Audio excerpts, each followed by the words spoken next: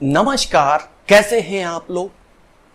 जैसा हमने अपने चैनल के प्रारंभ में आपसे वादा किया था कि हम आपको आपके क्वेश्चन आंसर सीरीज करवाएंगे, तो यहां मैं आपको 1 और 2 नंबर के क्वेश्चन यानी कि ऑब्जेक्टिव टाइप क्वेश्चन और very short answer type questions को यहां पर एनिमेशन के माध्यम से हल करवाएंगे और आपके शॉर्ट आंसर टाइप क्वेश्चन और लॉन्ग आंसर टाइप क्वेश्चन के नोट्स आपको प्रोवाइड करवा देंगे।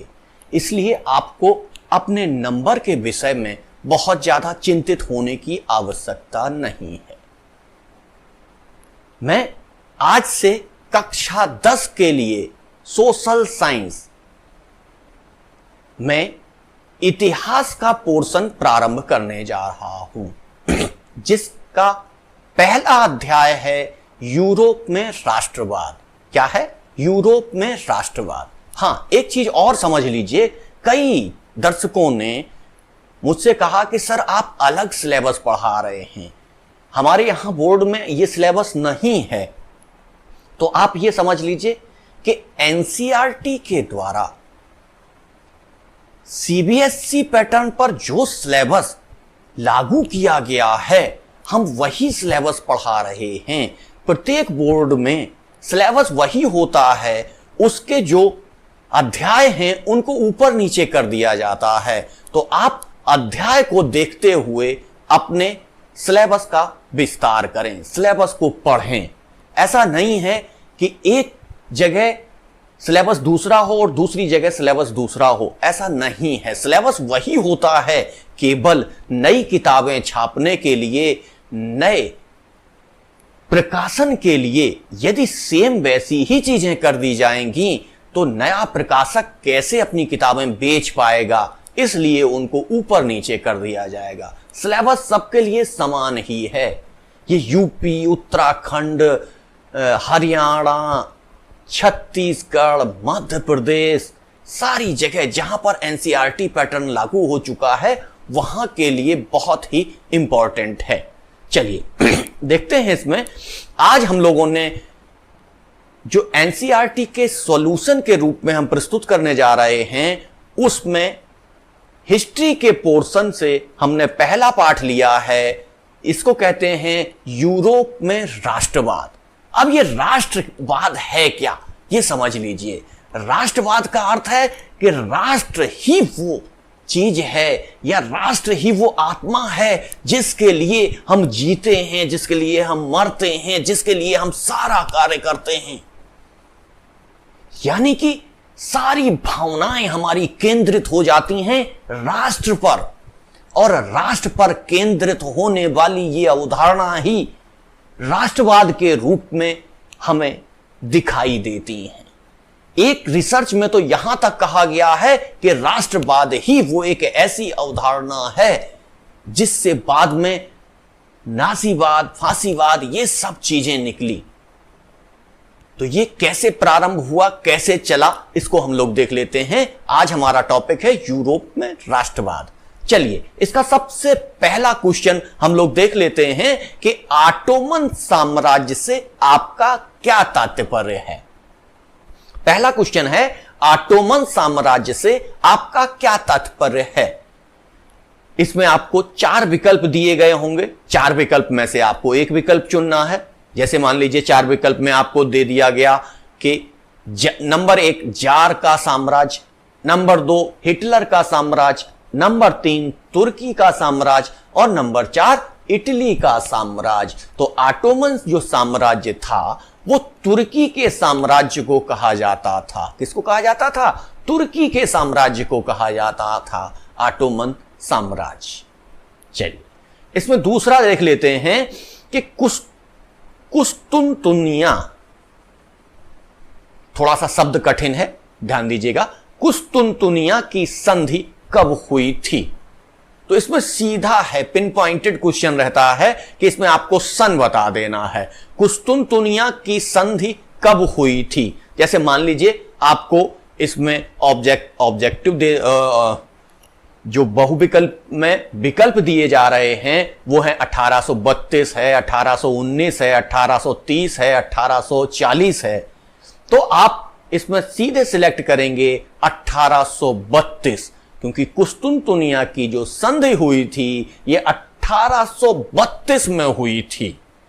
ठीक है, क्योंकि यहां मैं आपको ज्यादा डिटेल से नहीं बता रहा हूं, डिटेल से बताऊंगा तो वीडियो बहुत विस्तार में हो जाते हैं, बहुत बड़े हो जाते हैं और आप लोग अभी उतने एकाग्र हो नहीं पा रहे हैं। हाई स्कूल स्तर पर बच्चा छोटा होता है, इसलिए उतना एकाग्र नहीं हो पाता है। तो यहां हम सीधे ऑब्जेक्टिव टाइप क्वेश्चन आपको हल करवाएंगे और आपके जो शॉर्ट आंसर और लॉन्ग आंसर टाइप क्वेश्चन हैं उनके नोट्स डिस्क्रिप्शन बॉक्स में आपको उपलब्ध करा दिए जाएंगे। ठीक है, तो कुस्तुनतुनिया की संधि कब हुई थी? 1832 में हुई थी। चलिए अगला क्वेश्चन हम लोग देख लेते हैं। यंग इटली की स्थापना कब और किसने की थी? किसने की थी? यंग इटली, याद रखिए क्या है? यंग इटली की स्थापना कब और किसने की थी? तो इसका आंसर है मैत्सिनी ने 1832 में यंग इंडिया नामक संस्था की स्थापना की थी। तो आपको ये दोनों चीजें याद रखनी हैं। अगर ये 1 नंबर का क्वेश्चन है तो आधा नंबर आपको मैत्सिनी पर मिलेगा और आधा नंबर 1832 पर मिलेगा। तो आपको ये दोनों चीजें याद रखनी हैं। यदि आपने इन दोनों चीजों में से एक छोड़ दी, एक लिख दी, तो आपको आधा नंबर ही प्राप्त होगा। फिर आप कहने लगते हैं कि हम क्वेश्चन तो करके आए लेकिन नंबर उतने नहीं मिले। यही कारण होता है कि आपने आधा क्वेश्चन तो छोड़ दिया। ठीक है, चलिए अगला क्वेश्चन देख लेते हैं। इटली का एकीकरण कब पूरा हुआ? ठीक है, कब हुआ और कब पूरा हुआ, 2 क्वेश्चन है। ठीक है, तो हम यहां पर कौन सा बता रहे हैं आपको? इटली का एकीकरण कब पूरा हुआ? तो इटली का एकीकरण 20 सितंबर 1870 को पूरा हुआ। कब पूरा हुआ? 20 सितंबर 1870 में पूरा हुआ। ठीक है, चलिए इसका जो अगला क्वेश्चन आता है वो है विलियम प्रथम कौन था? विलियम प्रथम कौन था? या इसी को दूसरे तरीके से भी पूछा जा सकता है। कभी कभी उसका क्वेश्चन थोड़ा सा घुमा दिया जाता है और पूछ लिया जाता है कि 1858 में प्रसा का सम्राट कौन बना?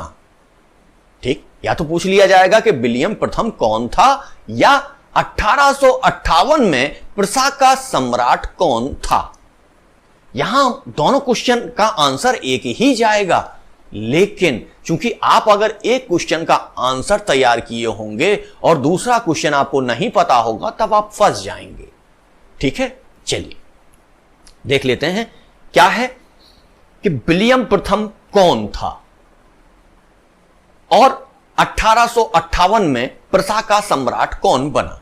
तो 1858 में प्रसा का सम्राट कौन बना? विलियम प्रथम बना। अब देख लेते हैं कि विलियम प्रथम था कौन? ये विलियम चतुर्थ का भाई था। कौन था? ये विलियम चतुर्थ का भाई था तथा ये रीजेंट था। क्या था? रीजेंट था। बस इससे ज्यादा आपको इसमें जानने की आवश्यकता नहीं है। अगला क्वेश्चन हमारा प्रारंभ होता है जो है कि नेपोलियन ने इटली पर आक्रमण कब किया? ठीक है, नेपोलियन ने इटली पर आक्रमण कब किया? विकल्प हैं आपके पास 1821, 1905, 1797 और 1795।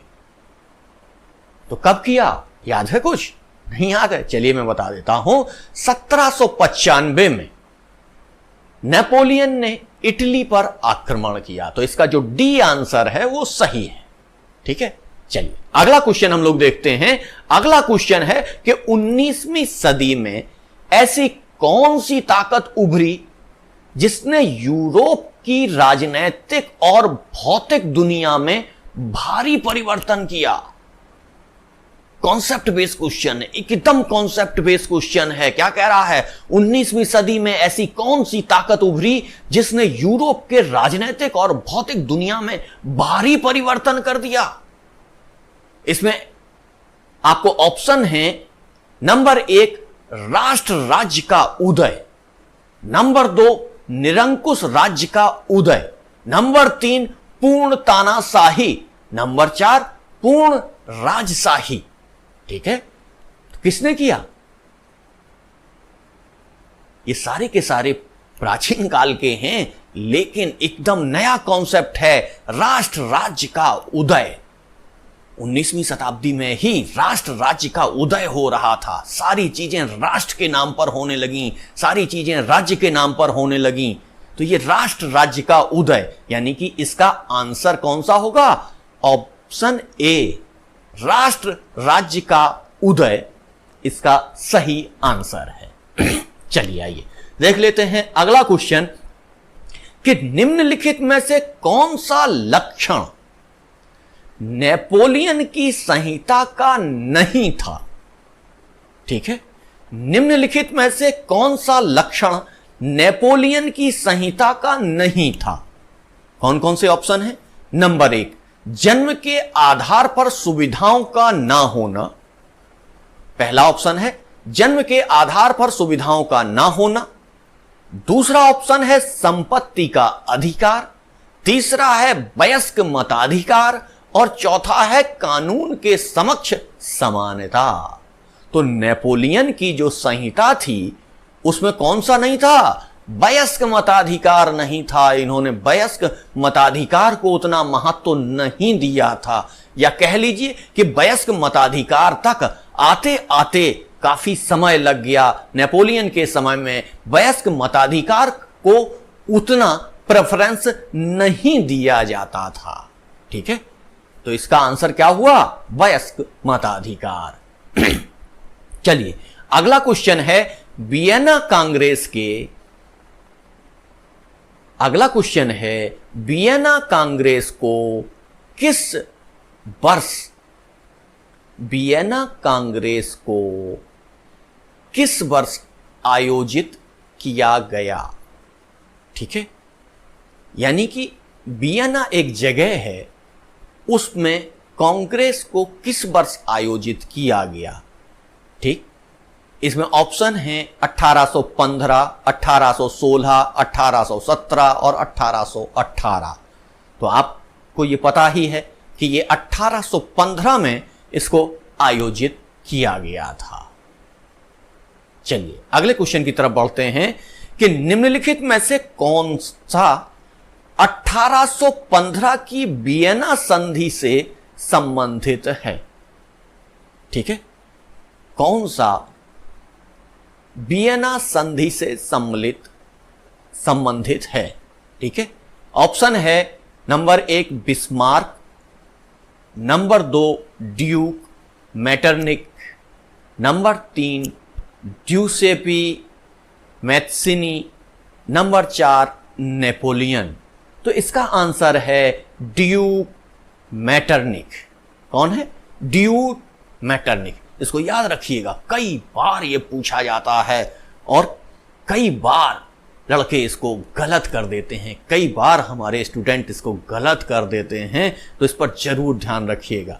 चलिए अब हम लोग सीधे चलते हैं अपने अगले क्वेश्चन की ओर। अगले क्वेश्चन में सीधा सीधा एक कथन है, जिसके बारे में क्या कहा जा रहा है कि किसने कहा कि जब फ्रांस छींकता है तो सारे यूरोप को सर्दी जुकाम हो जाता है। यानी फ्रांस का कितना महत्व है कि यदि फ्रांस को जुकाम हो जाता है तो सारे यूरोप को सर्दी जुकाम हो जाता है। यह कथन किस व्यक्ति का है? ठीक है, तो इसका आंसर है मेटरनिक। ठीक है, अभी भी हमने पहले एक मेटरनिक बताया था, वही हैं ये मेटरनिक। इन्होंने कहा कि जब फ्रांस किसी चीज पर छींकता है या बोलता है तो सारे यूरोप के लोग, सारे यूरोप के देश उसके पीछे आ जाते हैं, उसके पिछलग्गू बन जाते हैं और उसी तरीके से छींकने लगते हैं जैसे फ्रांस छींक रहा है। यानी कि कह लीजिए उसी तरीके से बोलने लगते हैं जैसे फ्रांस बोल रहा है। इन सारी स्थितियों में फ्रांस का यूरोप में दबदबा आपको दिखाई देगा। ठीक है, चलिए अब हम लोग सीधे आगे चलते हैं कि किस संधि ने यूनान को एक स्वतंत्र देश के रूप में मान्यता दी। ठीक है, कौन सा है कि किस संधि ने यूनान को एक स्वतंत्र देश के रूप में मान्यता दी। ठीक है, तो यह संधि कौन सी थी? कॉन्स्टेंटिनोपल संधि। याद रखिएगा, बड़ी दिक्कत है, इसको याद रखने में बड़ी दिक्कत आती है क्योंकि बोलने में ही समस्या हो रही है। कॉन्स्टेंटिनोपल संधि, यानी कि जब आप पढ़ें तो उसमें अगर सबसे खतरनाक जो पढ़ने में लगे वही है संधि। ठीक है, ये तुक्के हैं, सभी जगह नहीं लगाने हैं, याद भी रखनी है चीजें। ठीक है, चलिए अब हम लोग देख लेते हैं कि आयरलैंड में प्रोटेस्टेंट के विरुद्ध आंदोलन का नेतृत्व किसने किया था। क्वेश्चन क्या है? आयरलैंड में प्रोटेस्टेंट के विरुद्ध आंदोलन का नेतृत्व किसने किया था? तो किसने किया था बताइए? नहीं याद है? चलिए मैं बता देता हूं, बोल्ट स्टोन ने। किसने किया था? बोल्ट स्टोन ने। ठीक है, इतना ही याद रखिए, इससे ज्यादा आपको जानने की आवश्यकता नहीं। हां, एक और बहुत महत्वपूर्ण क्वेश्चन आ रहा है, कई बार आपने फिल्मों में देखा होगा, वही चीज आपको यहां क्वेश्चन में भी आ गई। और आप देखिए, अगर आपने उसे ध्यान से नहीं देखा या ध्यान से नहीं किया तो आपका क्वेश्चन गलत भी हो सकता है। कौन सा क्वेश्चन है? कि आंखों पर पट्टी बांधे व तराजू लिए हुए महिला किस बात का प्रतीक है? कई बार आपको न्याय की देवी के बारे में बताया गया है। जब आप न्यायपालिका का दृश्य देखते हैं तो निश्चित तौर से पीछे एक महिला खड़ी दिखाई देती है जिसकी आंखों पर पट्टी बंधी हुई होती है और हाथ में तराजू लिए होती हैं। वो किस चीज का प्रतीक हैं, ये आपको यहां बताना है। ठीक है, तो हमने आपको पहले ही बता दिया, इसका आंसर आपको पहले ही बता दिया कि न्याय का, इसलिए कहा जाता है न्याय की देवी हैं वो। तो किस चीज का प्रतीक है वो? न्याय का प्रतीक है। न्याय की देवी हैं तो वो न्याय का प्रतीक हैं। ठीक है, चलिए अगला क्वेश्चन है, फ्रेडरिक सरायु कौन था? ठीक है, फ्रेडरिक सरायु कौन था? ये जो फ्रेडरिक सरायु हैं ये फ्रांसीसी चित्रकार हैं और इन्होंने बहुत अच्छे अच्छे चित्र बनाए, लेकिन यहां ज्यादा विस्तार में नहीं जाऊंगा। चलिए आगे चलते हैं। अर्नस्ट रेनिन कौन था? ठीक है, अर्नस्ट रेनिन कौन था? ये कौन थे? ये फ्रांसीसी दार्शनिक थे। कौन थे? ये फ्रांसीसी दार्शनिक थे और यहां इससे ज्यादा उनके बारे में जानने की आवश्यकता नहीं है। अगला क्वेश्चन है हमारा कि मॉन्टेस्क्यू ने किस सिद्धांत का प्रतिपादन किया? ठीक है, तो मॉन्टेस्क्यू ने शक्ति पृथक्करण के सिद्धांत का प्रतिपादन किया। ये क्या कहते हैं? ये कहते हैं शक्ति एक जगह पर केंद्रित नहीं होनी चाहिए। यदि एक जगह पर केंद्रित होती तो वो निरंकुश हो जाएगी, इसलिए शक्ति का बंटवारा कर देना चाहिए। वही चीज गांधी जी ने भारत में कही कि शक्ति का बंटवारा होना चाहिए। तो जब आपसे पूछा जाए कि मॉन्टेस्क्यू ने किस सिद्धांत का प्रतिपादन किया, तो किसका किया? शक्ति पृथक्करण। शक्ति पृथक्करण, ये याद रखिएगा, शक्ति पृथक्करण के सिद्धांत का प्रतिपादन किया। ठीक है, चलिए अब देख लेते हैं। अगला क्वेश्चन है हमारा, मैथ्सिनी द्वारा स्थापित दो भूमिगत संगठनों के नाम बताइए। मैथ्सिनी द्वारा स्थापित दो भूमिगत संगठनों यानी गुप्त संगठनों के नाम बताइए। कौन कौन से थे वो? एक तो यंग इटली और दूसरा यंग यूरोप। तो इनके आंदोलन थे, यंग इटली और यंग यूरोप। ठीक है, चलिए अगला क्वेश्चन है हमारा, बाल्कन क्षेत्र के निवासियों को क्या कहा जाता है? बाल्कन क्षेत्र के निवासियों को स्लाव बोला जाता है। क्या बोला जाता है? स्लाव। बाल्कन क्षेत्र के निवासियों को स्लाव बोला जाता है। अगला हमारा क्वेश्चन है, नेपोलियन की संहिता का निर्माण हुआ था किस वर्ष? ठीक है, किस वर्ष हुआ था? 1804 में हुआ था। ये नेपोलियन की जो संहिता थी उसका निर्माण 1804 में हुआ था। अब आता है जैकोबिन दल का संबंध था। जैकोबिन एक दल था, जैकोबिन एक क्लब था जो स्वतंत्रता के प्रतीक के रूप में जाना जाता था। इसका संबंध किस देश से था? याद रखिए, कई बार पूछा जाता है, सिविल में तो अक्सर पूछ लिया जाता है। जब आप टीपू सुल्तान पढ़ेंगे भारत में तब भी ये आपको दिखाई देगा। तो जैकोबिन दल या क्लब का संबंध फ्रांस से था। कहां से था? फ्रांस से था। ठीक है, अगला क्वेश्चन है, फ्रांसीसी क्रांति का झंडा कितने रंगों के द्वारा चुना गया? कितने रंग थे इसमें? ठीक है, कितने थे? 3 थे। तीन रंगों के द्वारा फ्रांसीसी क्रांति को दर्शाया गया या चुना गया। ठीक है, अगला क्वेश्चन है हमारा, ज्यूसेपी मैत्सिनी था। क्या था ज्यूसेपी मैत्सिनी? ज्यूसेपी मैत्सिनी इटली का एक क्रांतिकारी था। क्या था? इटली का एक क्रांतिकारी था। अगला क्वेश्चन हमारा है, जर्मनी में राष्ट्र राज्य के निर्माण की प्रक्रिया का जनक कौन था? जर्मनी में राष्ट्र राज्य के निर्माण की प्रक्रिया का जनक कौन था? बिस्मार्क। कौन था? बिस्मार्क था। अब हमारा अगला क्वेश्चन आता है, कई बार यह पूछा गया है, काबूर कौन था? काबूर। काबूर एक व्यक्ति का नाम है। काबूर कौन था? तो ये सर्डिनिया पीडमांट का प्रधानमंत्री था। क्या था? सर्डिनिया पीडमांट का प्रधानमंत्री था। तो 1 नंबर के क्वेश्चन इससे ज्यादा इस पाठ में नहीं बन सकते थे। जितने मैक्सिमम बन सकते थे वो हमने सारे आपको यहां समझा दिए हैं। और आपके शॉर्ट आंसर और लॉन्ग आंसर टाइप के क्वेश्चन के नोट्स बना के मैंने डिस्क्रिप्शन बॉक्स में लगा दिए।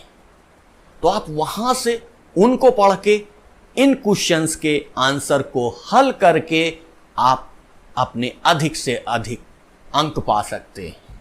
आज का वीडियो यहीं तक, कल मैं पुनः उपस्थित होऊंगा। Thank you.